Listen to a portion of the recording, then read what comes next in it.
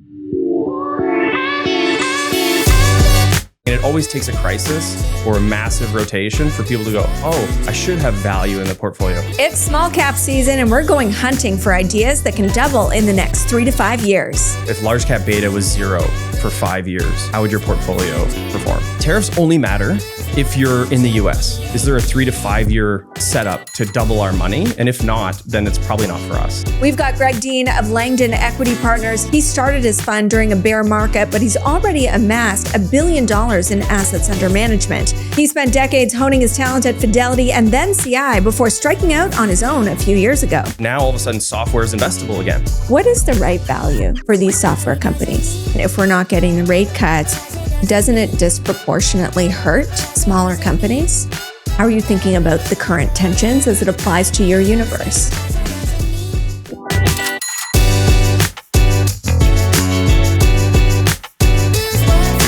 When you choose a Raymond James advisor, you're getting more than independent financial management.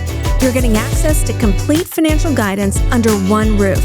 From tax and estate planning to trust services for generational wealth and strategies for life's key milestones like buying a home, funding your children's education, or preparing for retirement, they bring it together in one financial plan.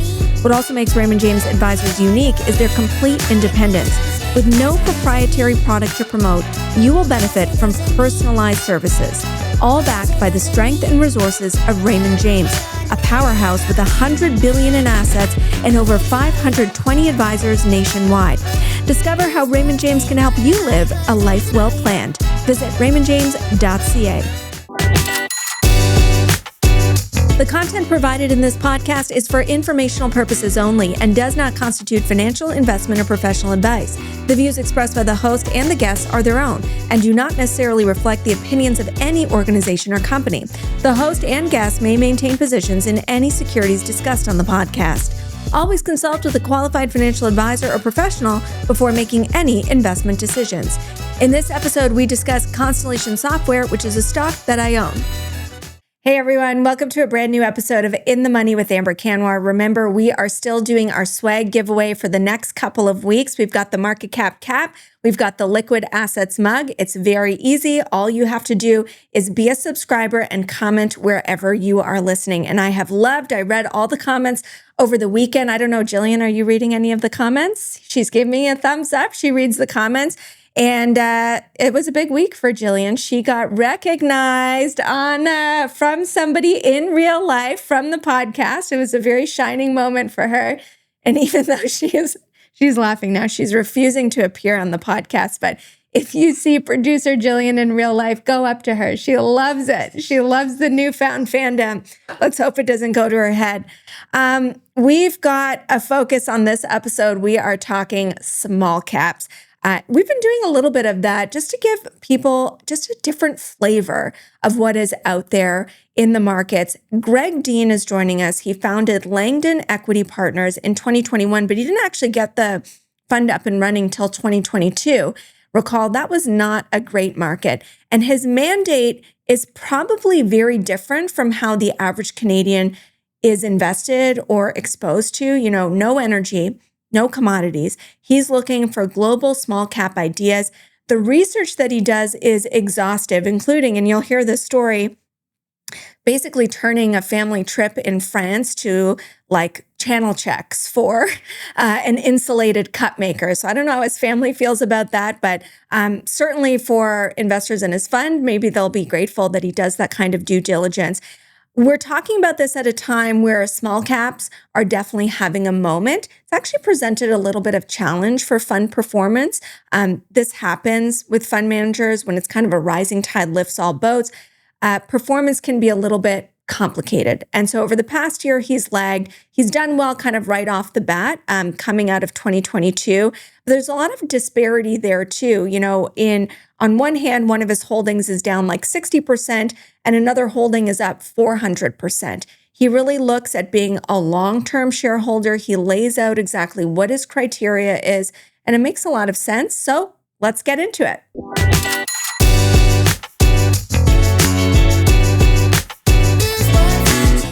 Greg Dean, thank you so much for joining us on the podcast. Thanks, Amber. I'm so excited to have you. We met couple of months ago, actually, at Capitalize for Kids, which is my favorite investor conference. And I was there as host. They raise money for charity, and they get guys like you to come out and pitch your best ideas, which you did. But you live in kind of an interesting universe. You're not your traditional kind of North American large cap type of investor. So your ideas are ones that maybe you won't find on the front page of a newspaper. Tell us a little bit about your approach. Yeah, so at that event, we followed General Petraeus, who you aptly introduced. That was a bit stressful. Have never followed someone like him. And I thought we did a lot of interrogating for a living, but nothing compared to him.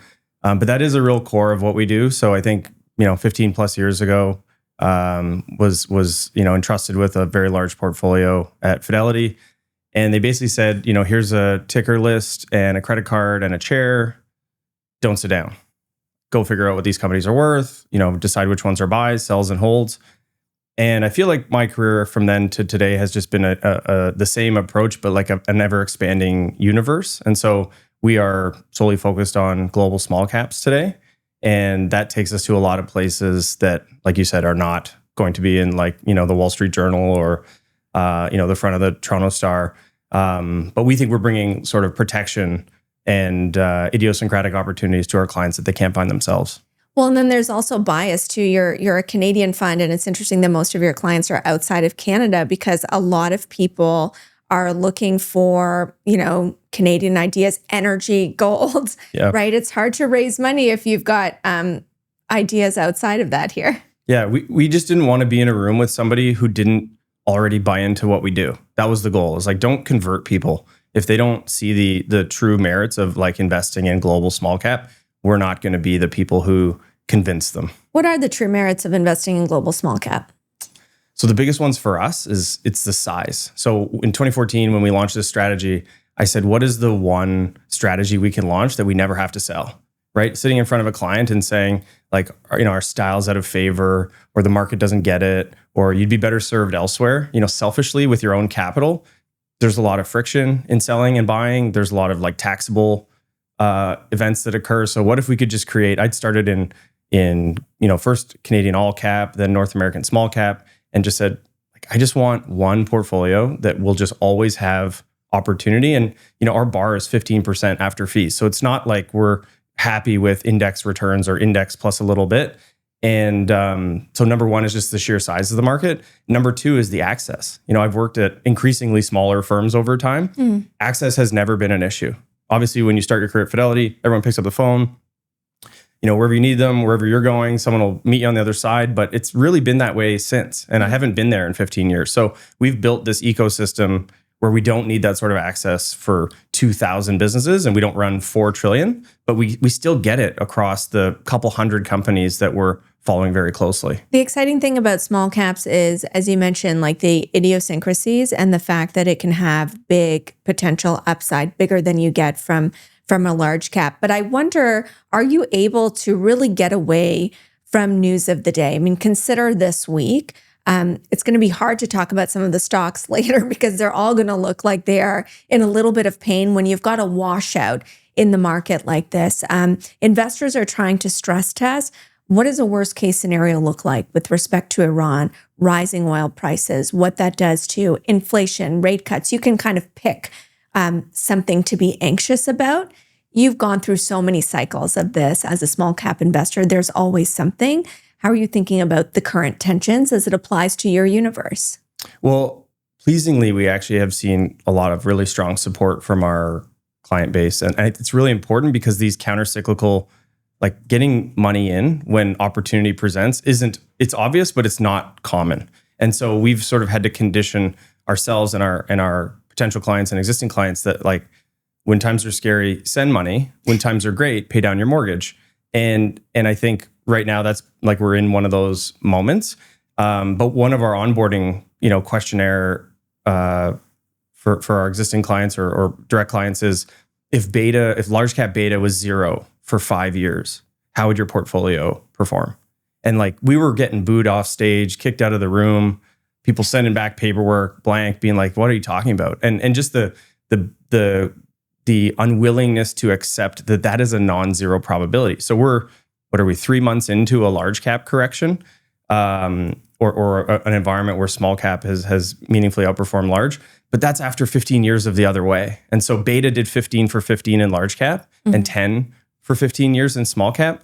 We've borrowed from the future, whether people want to accept that or not. And so you have to, if you want to keep your same return hurdle, you have to go sourcing from areas where you can actually continue to deliver at that level.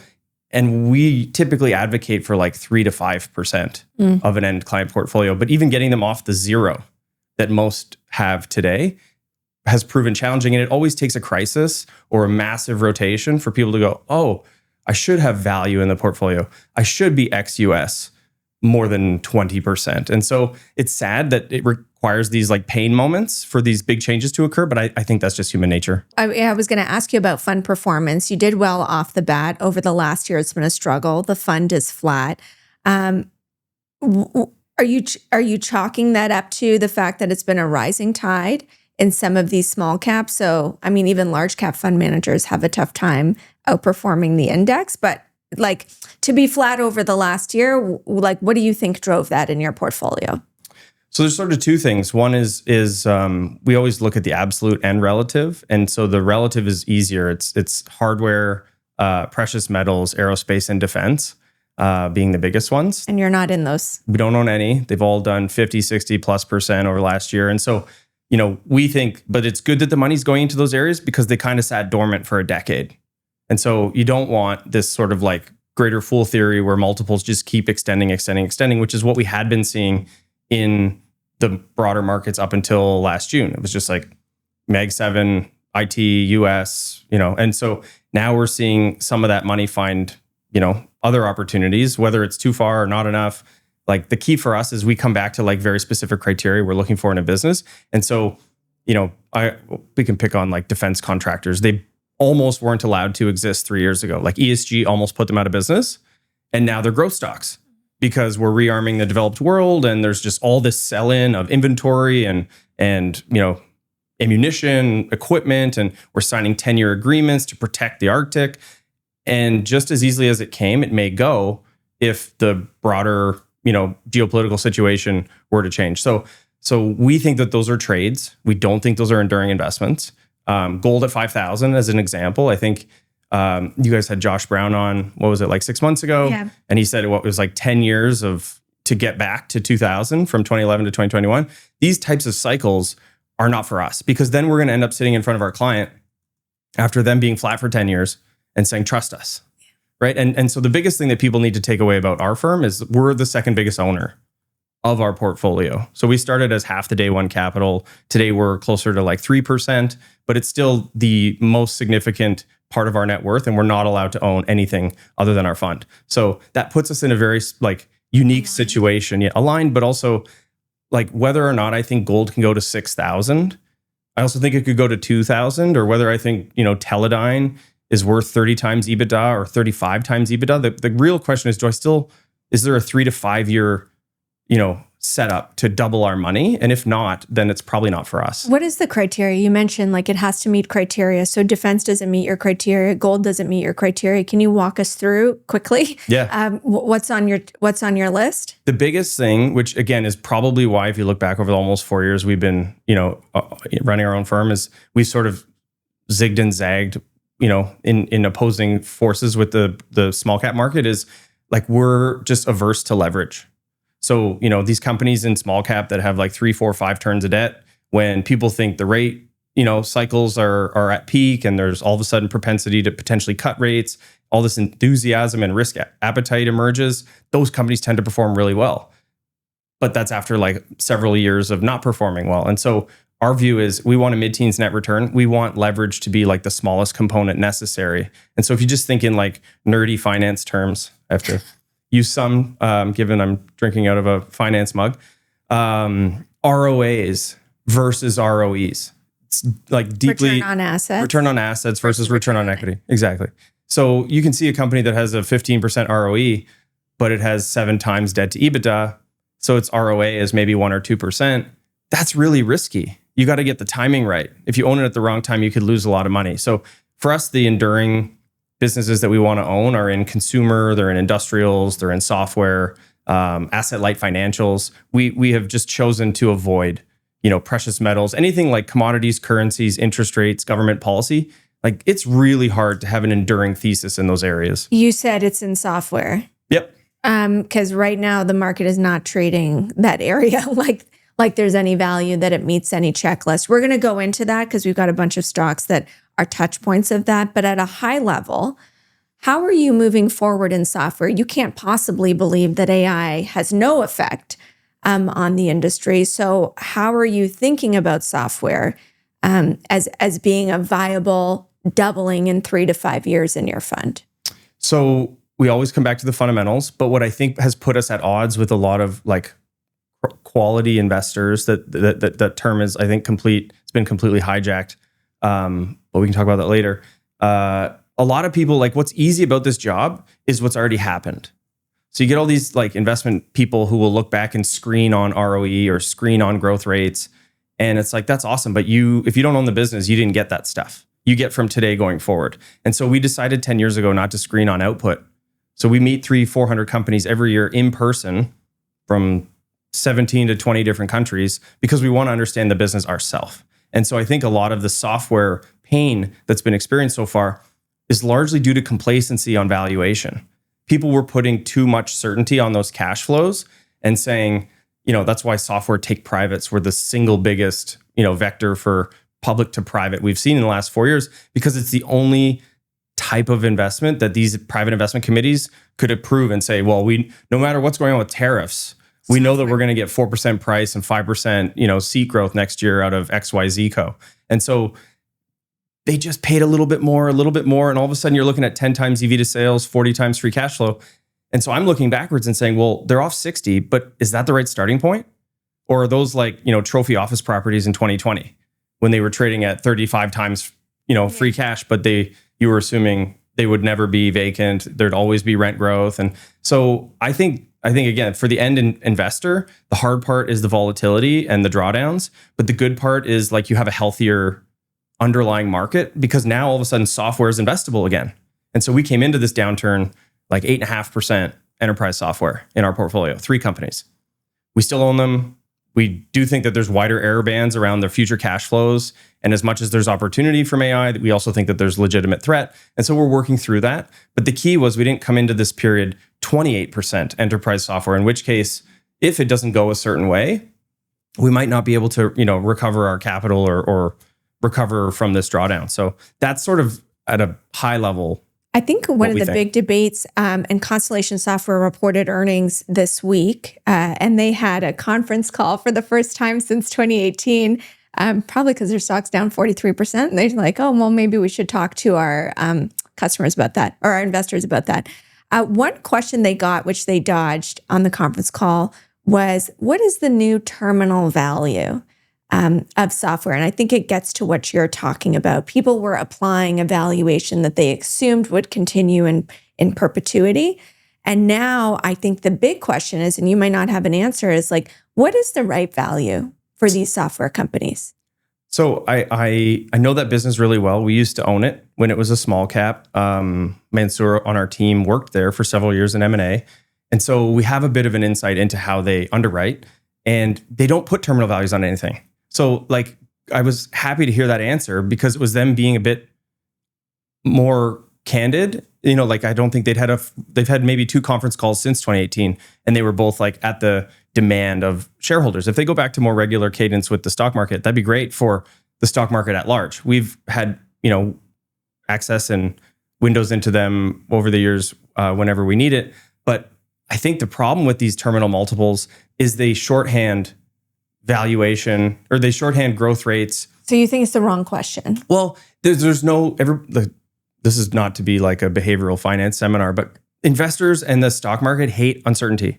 They need certainty. So there's not like this is the multiple, right? That makes these things safe again. But if you I did 5 years in math, so I have to come back to first principles. If you just assume, 10% growth at and then a 10% cost of capital, like there's there's certain bottoms up analysis you can do, and running out those cash flows 30, 40 years instead of putting a terminal multiple 10 years from now, you'd get very different answers than the stock market was giving up until 6 months ago. Like 40 times free cash requires 15% growth forever at a 10% discount rate. Who knows what now 5 years cash flows are going to look like, let alone 25 years from now's cash flow. So, Constellation has a 25 IRR. They have no debt. So they typically only invest their existing free cash flow. They don't borrow. Those types of things are going to make it really hard to kill Constellation, Topicus, Luine, And, interestingly, Topicus is a business we owned from spin to last July, when we sold it on valuation. We've now bought it back because we've said, even if terminal values are zero, we're probably going to get our money back on just the current cash flows. And let's say it's in wind up. And in the event terminal values aren't zero, so that's the type of risk assessing we would do. We're not going to say 8 times EV to recurring is the number, or 6 times EV to recurring, because what is recurring? Some of this stuff has service revenue in it and purely high margin software revenue. And then the reality is, if you start leaning into some of these agentic services, the proportion that's going to be software only is going to come down, but that might actually be a good thing. So if the growth rates go up, should the multiple be higher? This is very dynamic, and why I don't think there's one answer. But I think that that's why in some cases you want to hire actual investors to go business by business and figure out what's this one worth, as opposed to trying to make some sort of blanket decision. Yeah, there's going to be winners and losers. Okay, with that in mind, let's go into the mailbag and see if we can find some opportunities. Okay.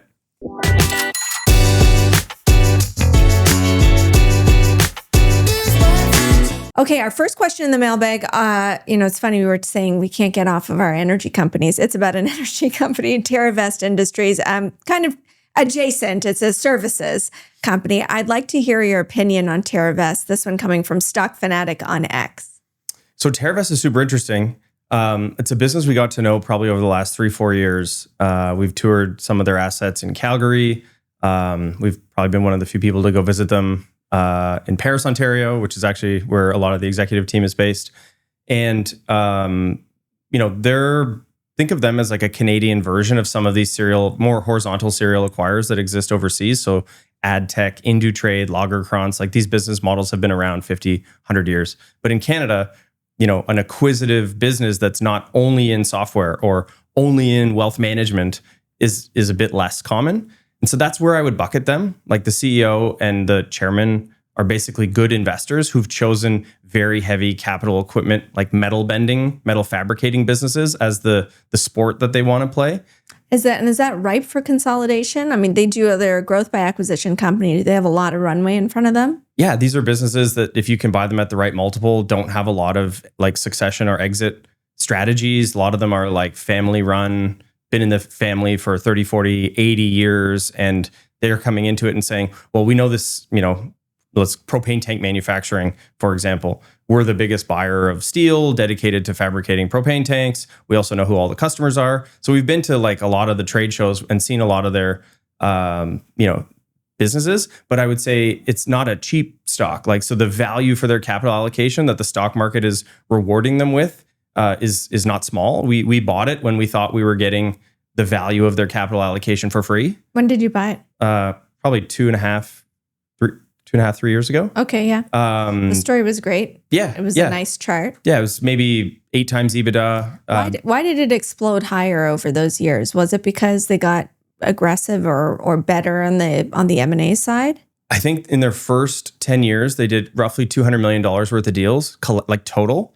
In the last year and a half, they've probably done 5 times that amount. So the capital allocation has accelerated. So it's reached more institutional investor size and scale. And then I think they've done 2 roadshows in 12 months, having never done an investor roadshow for 10 years. Are they good at organic growth? They buy these companies, they're good at generating organic growth? They would say they're good at manufacturing returns. I think that in some cases, it makes sense to shrink businesses and focus them on profits or run them for cash flows. Other times, depending on where we are in the cycle, like N-Trans right now, one of their bigger, more recent acquisitions, is in a slowdown. It would not make sense to chase new customer growth. You want to be focusing on profitability. So we have a lot of respect and conviction in their team's ability to add value. And it's not just Dustin and Charles. There's a whole operating layer in that business. And we think they're actively recruiting to continue to enhance the C-suite of that business. But it's expensive for the quality of the businesses that they own. So you're paying for a lot of future capital allocation. You still own it? We do. Okay. Even though valuation is, maybe you'd wait for a pullback.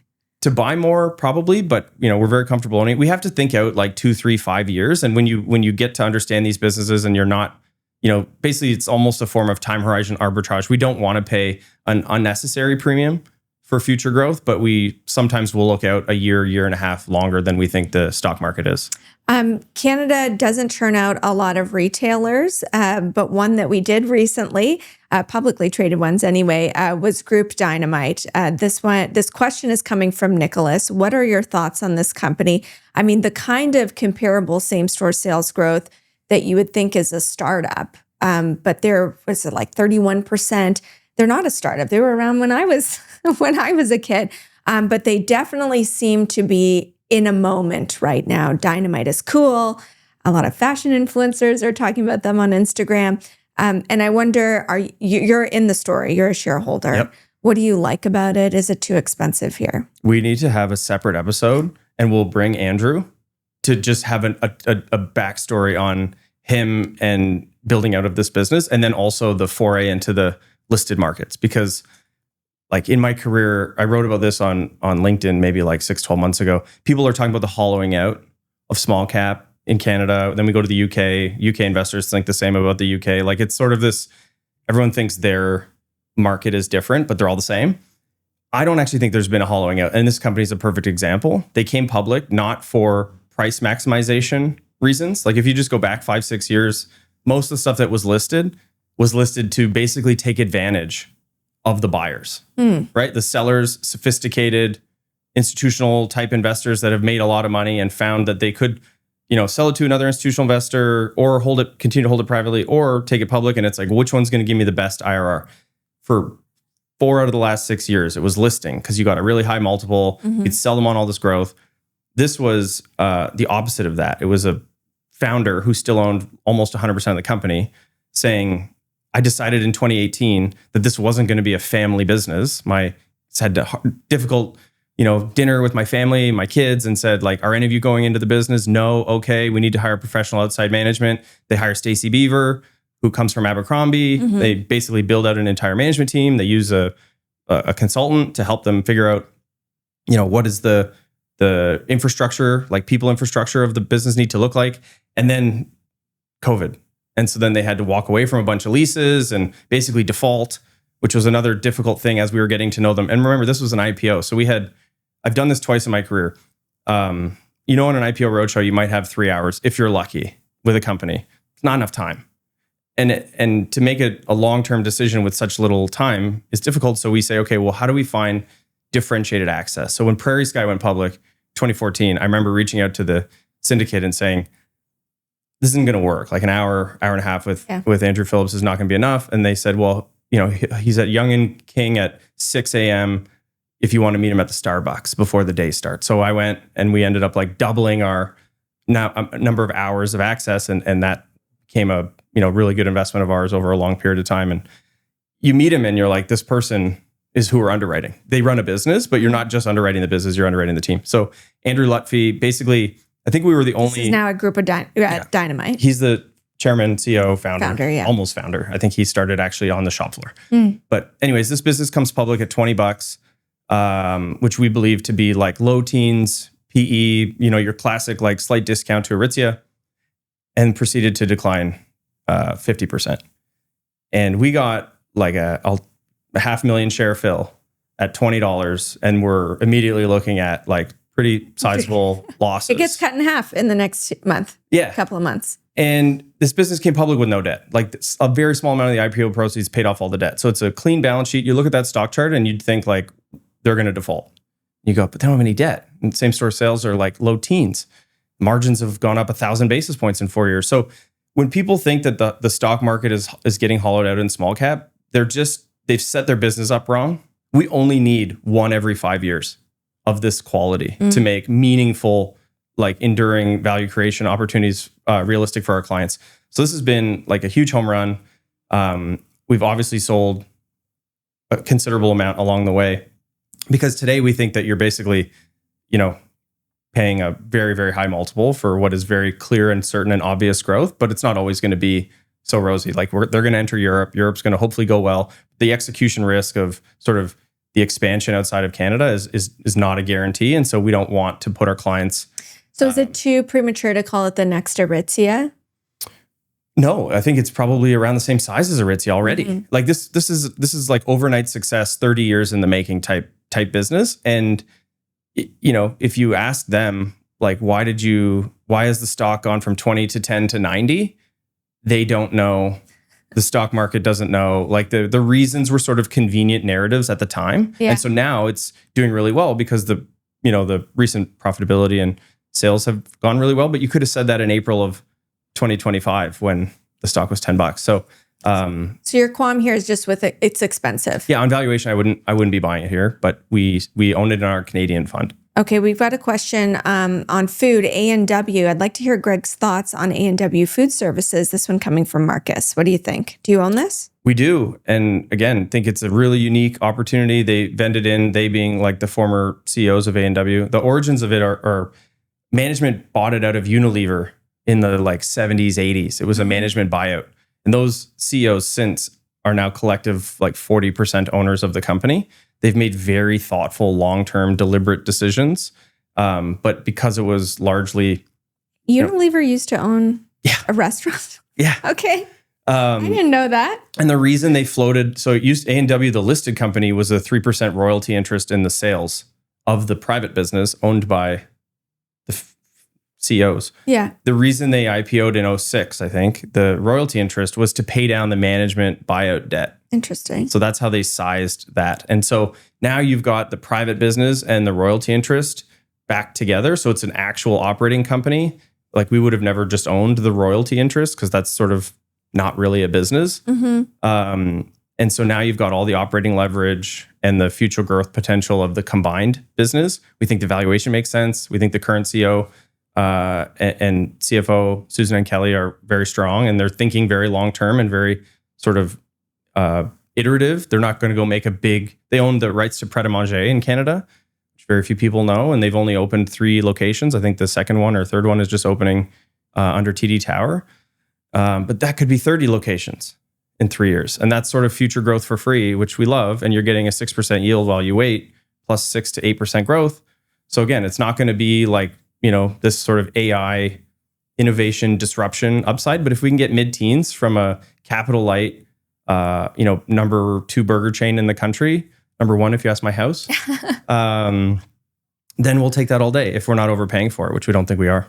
And you like it compared to a QSR restaurant brands? Yeah.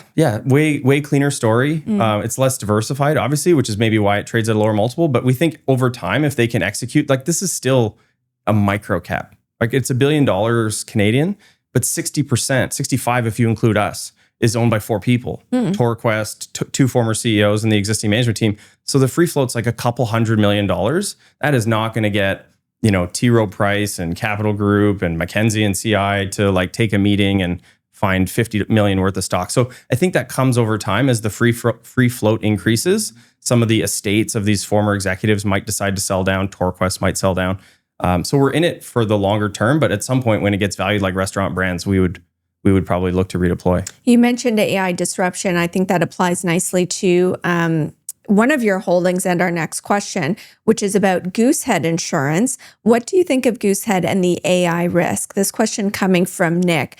The market seems to have voted on what they think of that. The stock's down 60% over the past year. Tell us about the AI concerns, how it can disrupt their business model. Maybe first we should understand the Goosehead business model because it's not a household name. Yeah. Publicly traded distributor of insurance in the US, so home and auto primarily. Probably about a 25-year-old business founded by an ex-Bain consultant who basically said, I've seen what's worked in so many different industries. I want to leave this, very successful management consulting firm and apply these techniques, hiring very, very capable young people, giving them technology and autonomy and responsibility. And I'm going to apply it to the most boring, archaic industry that I can find, which is insurance brokers. And so they've built this business from scratch, 100% organic. It's grown top line at, call it 20 to 30% per year for a long time. And the founder still owns about a third of the business. And what we like about it, and we followed it from IPO 2016, give or take. We didn't actually buy it until 22, because in 2022, the world's preference for growth at any price sort of went away and became like solely focused on profitable growth. And so all these companies had to adapt, including Goosehead. Goosehead was growing, 40+%, but their profit margins were plus or minus zero. And they had a good reason. They said, well, we're earning such good returns on scaling our sales team and scaling our insurance agents. We'll show the margins later. But the stock corrected like 75%. And this is their net worth and they're big owners. So they said, well, okay, if you want us to show some of the profitability, we'll do that. And so their margins from then to today have gone from like 5% to 25%. Wow. The growth rates have moderated from 30, 40% to 12 to 20%. But we still think that's a really valuable combination of profitable growth. And so we bought a lot in 22 at $40. And then on the journey from $40 to $120, we sold a lot as it became more expensive. And we also entered a softer P&C market where policy like pricing during that time was going up. Like most people, like most of your listeners would appreciate their car insurance, their home insurance. It's not cheaper today than it was 5 years ago. So the correction has a lot to do with insurance cycle just softening and also AI. And so interestingly, Alex and Isaac, two members of our team, were in their office in Dallas on Friday, Westlake actually. And so we had this great conversation, the CFO, around why does the world have this view of you, and why is it so different from what's happening inside the business? Because they probably said 6 years ago that they're going to start investing in digital distribution of insurance. And so, I can't be in my line of work without coming back to wealth management. And remember, like the robos were going to take 100% share of advice, right? In the early days of Wealthsimple were about like, this is going to basically defund all these legacy wealth platforms. Wealthsimple has built a wonderful business, largely around stock trading, right? And some very simple and helpful tools related to that DIY customer. But I don't think any of the incumbent wealth platforms are worse off, right? So maybe robos, and this is true of every developed market that we study, robos ended up with like 5 to 9% of the wealth market so far, not the 100 that everybody said they would get 10 years ago. I think that's going to be true of personal insurance, personal lines insurance distribution as well. If you're an auto-only policy, like you don't need a human. And actually the human can't make money selling you insurance, because on a $2,000 auto policy, they might make $80, right? Because of the margins in that business. So if that type of customer went to a digital only interface, that makes total sense. But Goosehead is currently the only broker in the US that can bind a policy online without a human. Auto policy. They'll be on board with a number of home carriers as well by the end of the year. So they've been leaning into this well before like Anthropic was dropping Claude Code and Claude Cowork. And so we think they'll be a big beneficiary. But at a minimum, when we think of disruption, 70% of their policies today include a home. Most of their customer lead gen is home transactions, mortgages, things around that. So we think we're just buying into one of the fastest growing and highest quality insurance distributors at a multiple now that, is going to be very, very attractive for long-term investors. And in a worst case, this is good for their auto business and not going to be a big issue for their home business, because I think those customers, like I've been overusing this example, but you can take a bunch of pictures of your car, tire tread, odometer, different panels to show the state. And you could even get the telemetry on the vehicle. And so an auto carrier can feel comfortable pricing that risk without a human intervention. Are you going to go on your own roof and prove that it's a 4-year, like you might not have the invoice from the roofing, repairs that you did. So is it a 20-year-old roof? Is it a 2-year-old roof? Are those your mechanicals? Are those your neighbor's mechanicals that you just sent me a picture of? So there's all these fraud concerns that I think will make home policies harder to bind online without a human. So your bottom line is this is not a business where like chatbots are going to essentially replace securing policies in a large chunk of their business, and that Goosehead will be able to use AI in the auto part where it makes sense, and that will help their margins. Yeah, there's a spectrum. And I think enterprise software or data businesses are the most at risk. But if you think of insurance distribution, you need somebody to bear the risk. Goosehead doesn't bear the risk of any of they do with a contingent commission to a very small degree, but the carrier has to say, I want to take Amber on as a customer. Even if I bring Amber to Chubb can say no, because Chubb says, well, I don't think the risks here make sense. So I don't know what part of that the AI is going to do in terms of like binding the policy. That's why it's been this like 20-year journey of like telephones and emails. Like it's going to require, and Goosehead has 46 carrier relationships and $4 billion of premium that have proven to all these carriers that they know what they're doing. And it's back to almost those levels that you bought it in 2022. I do see concerns around their ability around retention and pricing. Yep. What do you say to that? Yeah, I think retention and pricing have gone in lockstep, because when your premiums are up 30%, what do?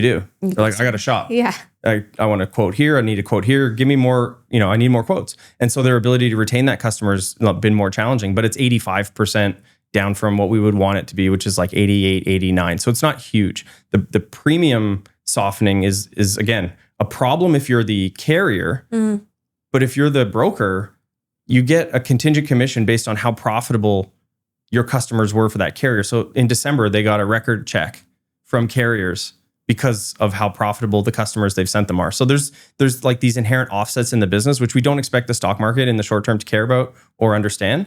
But this has probably been the only business through these last 3 months that we've sort of defended with fresh capital, because we do think that it is going to be treated differently than like Salesforce.com or Workday or some of these like Atlassian, these enterprise software tools where it's going to be easier or potentially higher probability that they see disruption from AI distribution. I want to squeeze 2 more questions into the mailbag before we get to your pro picks. But they're on the Canadian kind of lending and mortgage space. One is EQB. We actually had the CEO on, Chadwick Westlake, where he talked about a number of growth initiatives. Of course, he took over at a very tumultuous time for the bank. The sudden passing of CEO Andrew Moore, who'd been there for 18 years, and a time of like deep credit anxiety. And now I'm looking at EQB like pretty much back to record highs. How do you think about the EQB story going forward? I think this transaction, which recently got approved, is a big evolution in the business. And kudos. They bought PC Financial. Yeah, PC Financial merging with EQB is massive, because if you think of what the origins of the business were like being a really good balance sheet lender, and this started as like $100 and something million of book value, and they were trying to grow book value per share 15%. This is almost 20 years ago under Andrew. We've been 14-year owners of the business, so have a deep respect for the business, the culture, Andrew and Chadwick. And if you'd ask them for at any point over the last 5-6 years, what are you not in that you'd like to be in? PC Financial was like a hand glove fit, but the problem is in Canada, finding scale, like these types of assets at scale are almost impossible. So this was literally a marriage of 1 + 1 hopefully is 7. They still have to go execute, but if you think of what they get all the points of sale. So all the like activation, they get the credit card business, the number 2, I believe, credit card provider in the country overnight. And they also get an aligned shareholder in, them not just selling the business and not caring about how I think both the CFO and CEO of Loblaws have said, these are our best customers. We need them to be treated well. And so we're not just handing them off. We're, partnering with someone who we think can basically handle them better. And because if you think of PC Financial, it was funded as if it was not a core business. It wasn't funded like a bank. So the funding costs on that business are going to come down. We think there's a lot of reasons why there's going to be real synergies between these two assets. But I think that the lending side of EQB is at an interesting moment. Like if you go back to 2 conference calls ago, they were talking about homes getting the keys getting handed back in not far away places like Brampton, Mississauga, Milton. Like I was in Boston during the GFC and like all these Americans were speaking to that. And then I would talk to my family and friends back home and they're like, everything's great. Like our banks are safe and there's been not an ounce of credit issue up here. It feels like we're walking into that credit event now. And so I think that side of their business, we have to be very vigilant that they're taking sufficient precautions. It started in commercial. It's now moved into resi. Interestingly, they're talking about it, but the Canadian banks are sort of I was just going to say their provisions are down. Yeah. Yeah. So they're releasing those rainy day funds, acting like this isn't happening. And maybe they're not as exposed because they haven't been underwriting. There is an element, I think a fair argument on adverse selection because the Canadian banks are so dominant. A lender like EQB has to go where they can find loan growth. And so in 21 and 22, that was in some of these, neighborhoods that saw a lot of, people leaving. They're like, I don't have to work in the office anymore. I can work wherever I want. And then we've obviously seen the subsequent unwind. So I think the reason there's been way more price volatility in those regions is because, the levels of 22 and the rates at 22 were not sustainable. The stock's at around 120 EQB. Is all this PC financial stuff priced in? We certainly wouldn't buy more until we start to see the follow through on execution. Dominion Lending is the one we'll round out the mailbag with. A smaller bank, smaller platform, I should say. You own this one. Do you like it here? Yeah, definitely not a bank, but the biggest lender, yes, like independent lender in Canada. And, again, similar to the Groupe Dynamite story, it's sort of like overnight success, 30 years in the making. Actually, I have to shout out Mike Chan, who works at a competitor, but he's the one who come across this business so many times. You run screens, you do a lot of early work, and he was able to put together like the action item on like, you just need to go meet them and here's why in one slide. We save that story for another time, but it's a really interesting business. They have a tech platform, which we went recently and demoed in their office downtown. We like the business. We think that there's a lot of like near term. When did you get involved? Sometime in early 25 probably is when we first invested. So not a long time ago. Not a long time, yeah. So it had already moved up and since then it's actually stagnated. So what do you see as the catalyst for a move higher?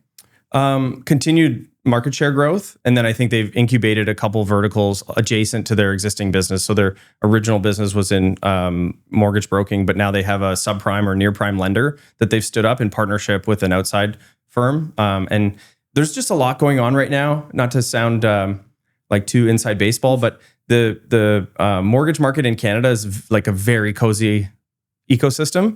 And there's been certain lines that certain parties have not been wanting to cross because there are people out there who have, investments across a lot of these different areas. So, I think kind of Stephen Smith is this like very, large figure in the space. He owns a lot of EQB.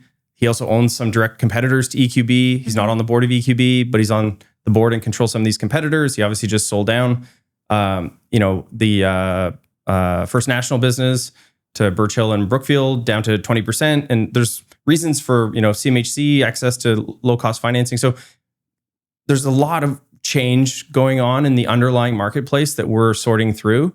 But I think Dominion is going to be, let's call it like less shackled to previous ways of doing things and might actually be able to put a lot of emphasis behind this near prime lender that they've stood up. And it will be good for their brokers because what makes brokers, this is the same thing Goosehead said on Friday.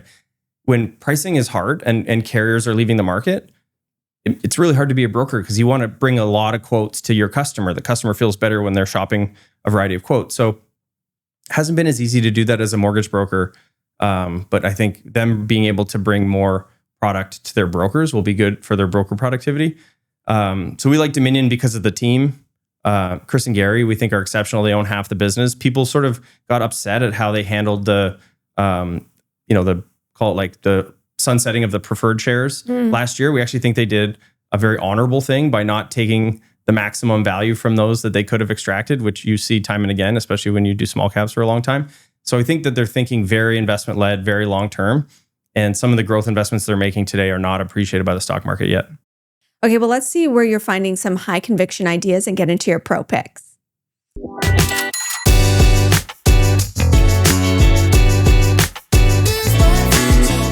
Picks is brought to you by ATB Financial.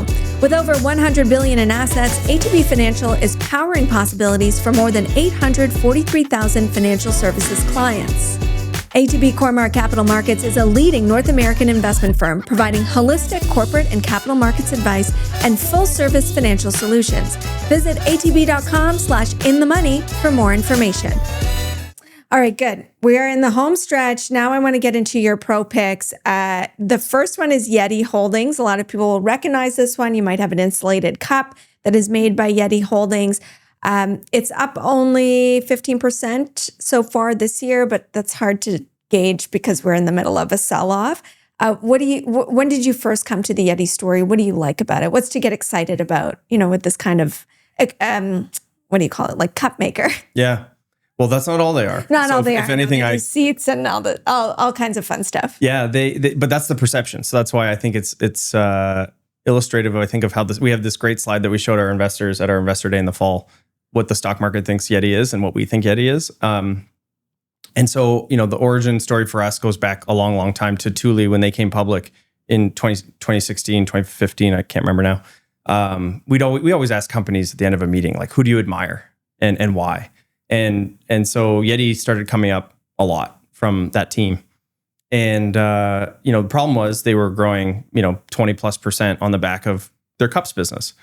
So the multiple was really, really high. And so we basically, again, similar story to some of these other things that we've talked about today, 2022, big derating in the business. We spent the next 12 to 15 months going very, very deep on outside of cups, which have gone really well, $1 billion of revenue, 60% gross margins. What else do they do? And what we found was they had a lot of ambition to do other things, but they hadn't proven very much. So international was 4 or 5% of revenues at the time. And then, there was some talk of we could enter these other verticals. And what we really admired about YETI, people think investment banks are profitable, $1 million of revenue per employee. YETI is about the same. What? Yeah. Wow. They have chosen to contract manufacture a lot of their products. They earn very high margins on these products, and they don't buy, this is, again, stolen from Thule. They don't buy companies and they don't buy headcount. So, we went all the way back to, the private equity firm in New York that bought the business from the brothers who founded it. We studied sort of from their ownership to IPO, from IPO to more recent. And I actually relocated my family to France in the summer of 24 because international was supposed to be a big vertical for them in Germany, France, UK primarily. And we couldn't find much evidence of success. And we have access to both public and private data sets that were telling us you're saying a lot of Europe, but we're not actually seeing a lot of Europe. So they sent us 100 points of sale across those 3 countries. We visited over 50 ourselves to see we know what Dick's Sporting Good looks like. We know what Academy Sports look like. We know what the YETI of North America looks like. Is that what it looks like over there? And the answer was no. And so it was these tiny little barbecue shops that had a couple products here and there. So anyways, we did all this work. We shared it with the CEO of Thule at the time. That's what you did for your family vacation? No, this was only Sunday night to Thursday night, right? Okay. We have weekends and okay. But that was a big part of why we do France very differently than most people. Yeah, it was Lyon. It wasn't Paris. Okay. But the point is, from first investment in Jan of 24, we'd probably been studying it for almost 2 years. And then post-investment, a lot of things materialized to help us take our weight. So we initially bought this business at a 1 or 2% weighting in the fund. It's now 4. And a big reason for that is they bought a bags business. They bought a powered cooler business. They actually bought a shaker bottle business for all those fitness enthusiasts that doesn't require an agitator to emulsify the powder with the liquid. That's a big deal. Yeah. So this product line diversification strategy that they're now on is way more evident, way more obvious. There'll probably be an investor day in May in Austin. And we think that the stock market has only recently started noticing all this stuff. You mentioned the contract manufacturing. In a world of tariffs, how does that affect their margin profile? That was 25. That was our life. Done. And our goal in 2025 was to never call a company and ask them about tariffs, because the reality is they don't know. So, you have to choose your access very wisely. And sometimes you want to create mind share with these companies that you're not like everybody else. So when they have 44 people at the Morgan Stanley consumer conference being what if, 44%, 22%, 18%. It might just be nice to be like, hey, how's the bag rollout going with this retail partner in this UK location, as opposed to like this short-term thing that the reality is nobody knows. So my view and our view back then was great companies are going to get killed by tariffs. And if it is a unilateral, if it's a unilateral cost that's going to get passed on, then actually being the low-cost provider is a win because you have less price that you need to take. And in YETI's case, everybody knows how expensive their stuff is. Like nobody wakes up saying, I need a $50 cup or a $700 cooler, but you pay it. Here we are, yeah. You pay it. Okay, your second pick is Royal Unibrew. This trades in Denmark. So YETI you can buy in the US. Brewing and beverage. Just a quick beat. These names, the next two are international names. Are they challenging for Canadians to buy through their trading account? Some broker platforms will be way easier for you to do that. But yes, the banks in their infinite lack of innovation wisdom are very challenging to buy international securities on. So I think these two would probably be challenging. So I apologize, but we have to bring our best ideas, not the best ideas that you could go and do yourself necessarily. Well, let's learn about Royal Unibrew, brewing and beverage. And I think it's interesting. Well, it's flat over the past year. But to talk about brewing at a time where there's a big question around drinking and beer consumption and whether that is in a structural decline.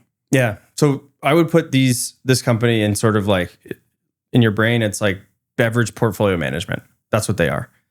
So they're a Pepsi bottler and distributor in certain parts of Europe. They've probably been one of the biggest beneficiaries within consumer because they don't have an ounce of production or consumption in the US. And so this is what we were saying to our investors or shareholders last year. Tariffs only matter if you're in the US. There's just this like wonderful ignorance that we can all have as international investors when you can find a business that makes stuff somewhere else and sells it somewhere else. And so this whole like tariff thing was like a big non-event for them.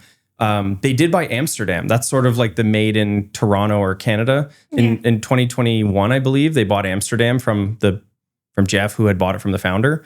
And their goal is to be like a great like generator of cash on cash returns through operating beverage manufacturing. And so some things have happened in beer. I started my career in beer 20 years ago at Fidelity, which was awesome because some of this stuff just sticks with you. But like they all became marketing businesses. Mm-hmm. And so this proliferation of, craft and now RTDs, it's never been easier to get your label on a can. The problem is, can you make it profitably and market it profitably and then distribute it profitably?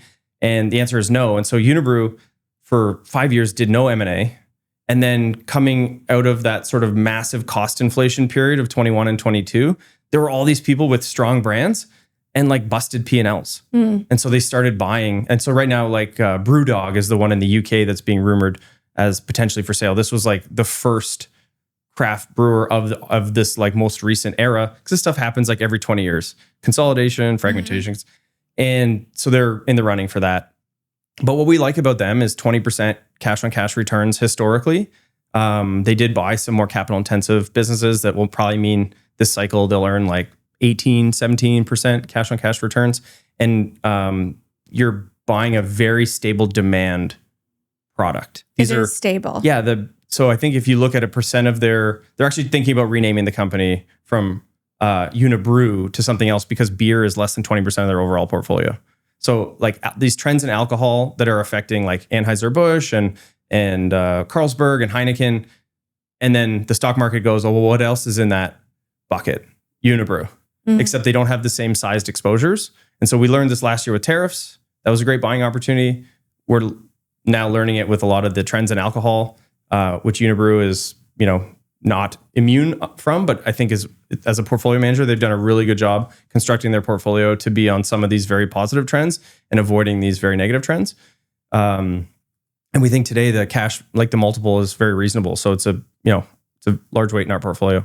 It's so interesting to contrast some of those beer drinkers. For a while, like a company called Celsius was very hot. It has waffled, but it was like what did they do? Like calorie calorie burning drink. And thermogenically efficient, like energy drinks. Yeah, I don't know about those, but what did you ever buy that? No, we did a lot of work on it. We had an intern present it to us in summer of 24.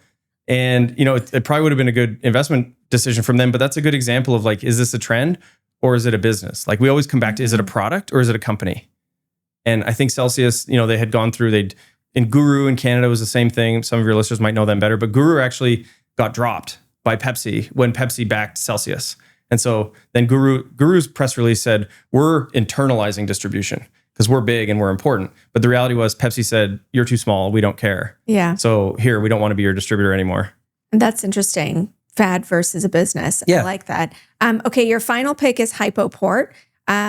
A little bit more, maybe less fun than a drink or a cake maker, but a financing platform for all kinds of financing, like mortgages. Yeah, mortgages, personal loans. Personal loans. It's small cap, 620 million market cap in Germany, and it's been under pressure. Yeah, I mean, making money is fun.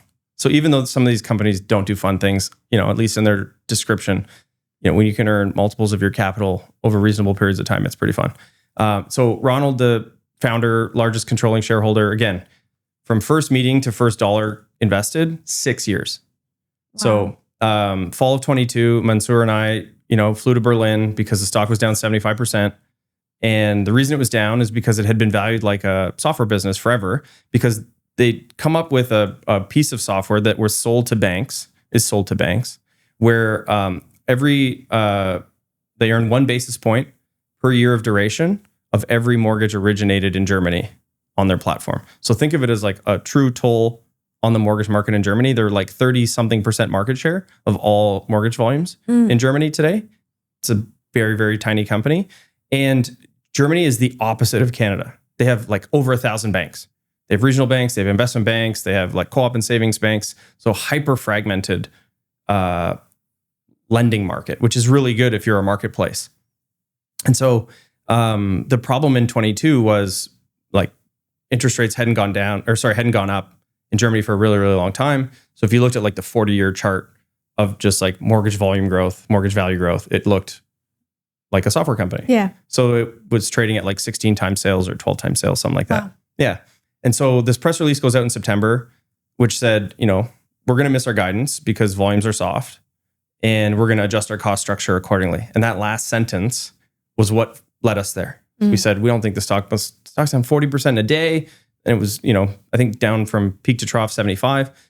We just said, like, do people understand that this like mortgage software is 80% margin and might be hidden because these founders have always huge ambitions. Like they don't want to just digitize the mortgage market. They want to digitize like the real estate market and the insurance market. And so he had to kind of go through an adjustment of resizing his, what we called other bets.